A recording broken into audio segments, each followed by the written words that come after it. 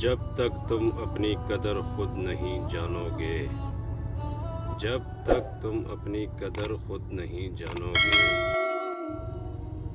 تب تک کوئی تمہاری قدر نہیں کرے گا۔ اقوال: حوصلہ اور یقین ہو تو زندگی کہیں سے بھی شروع ہو سکتی ہے۔ دروازہ چھوٹا ہی رہنے دو اپنے مکان کا، جو چھپ کے اندر آئے گا سمجھو وہی اپنا ہے۔ کتابوں کی اہمیت اپنی جگہ جناب، سبق وہی یاد ہوتا ہے جو وقت اور لوگ سکھاتے ہیں۔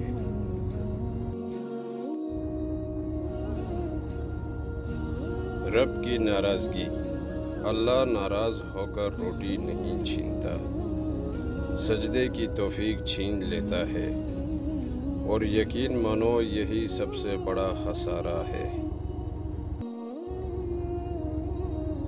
اللہ فرماتا ہے جب کوئی تم پر ظلم کرے تو میرے انتقام پر راضی ہو جاؤ، کیونکہ میرا انتقام تمہارے انتقام سے بہتر ہے۔ جب ناخن بڑھ جاتے ہیں تو ناخن ہی کاٹے جاتے ہیں، انگلیاں نہیں۔ بالکل اسی طرح جب کسی رشتے میں غلط فہمیاں پیدا ہو جاتی ہیں تو غلط فہمیاں ختم کرنی چاہیے، رشتہ نہیں۔